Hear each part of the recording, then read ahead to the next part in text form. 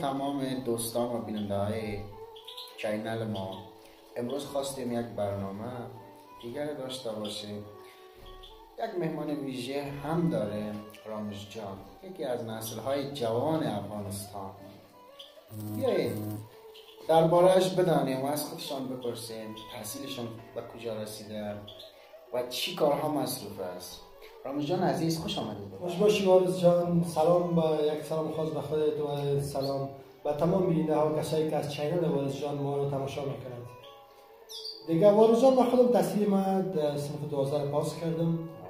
در فعال جدید پنتون شروع کردیم و دقیقا در وقتی که ما بودم در خانه میخواستم مزید شاعری و دیپلم را بکشم و از خود شعرهایی داشتیم، دیپلم هایی کردیم. از شعر صحبت کردن. دوستان عزیز، چی خوش است که از زبانشان از شعر بشنویم. چرا نمی‌آورزم، چرا نه؟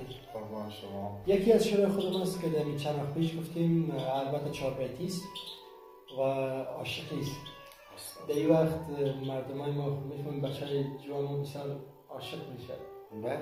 و ما اگرچه ما عاشق نیستیم وارث جان، اما شعر خوش دارم. شعر تنها با عاشقی نیست. هر کس میتونه نظر عاشقی هم هر رنگ است. میتونه انسان عاشق طبیعت باشه، میتونه انسان عاشق خدای خود باشه، میتونه عاشق هر چی باشه. عاشقی خب با یک مخاطب نمی باشه. دیگه یک شعر است که میگه باز دل تمنای تو کرده است کجایی، باز دل تمنای تو کرده است کجایی، شوق لقای تو کرده است کجایی، نکند در آرزویت حسرت به دل بمانم، نکند در آرزویت حسرت به دل بمانم، چشمم برای تو کرده است کجایی. این شعر 4 بیتی بود که از خودم بود، من خودم سرودم. واقعا شعر عالی بود، واقعا ازش لذت بردیم. امیدوار هستم که در هر عرصه زندگی خود کامیاب و سربلند باشید. تشکر. رامز جان عزیز، بعضی سوالایی داریم که دوستای عزیز از شما میخواستن که جوابشو بشنوم.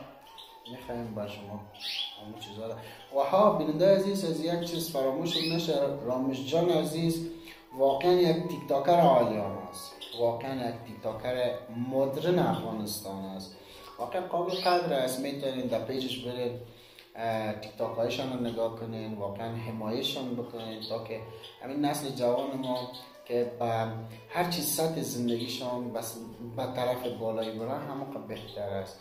این افتخار ما است رامز جان عزیز. خب رامز جان عزیز، فعلا که گفتی مصروف درس خواندن، مکتب خلاص کردی، آیا پنتون میخوای ادامه بدی یا نه، یا خواستی همینجا توقف برسانیش؟ نه خیر. هر چقدر ما میتونیم باید پیشرفت کنیم.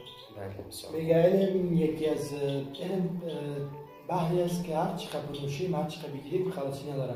اما باید کاری کنیم که متوقف نشیم. خب رامز جان عزیز، واقعا لذت بردیم، واقعا خوش شدیم که دعوت ما را پذیرفتیم. دیگه دوستان عزیز، رسیدیم به لحظات آخر برنامه. امیدوار هستم که خوش شما باید. دیگه رامز جان عزیز، میخواییم که در این لحظات آخر برنامه با آخرین شعرتان برنامه را به پایان برسانیم.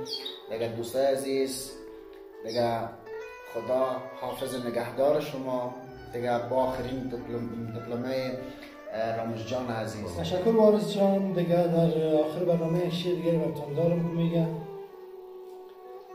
مرا وقتی گرفتاری خودم بودم صدا کردی، مرا وقتی گرفتاری خودم بودم صدا کردی، مرا از قید من بودن رها کردی، به هم نزدیک بودیم آتش از لبهایت میتابید،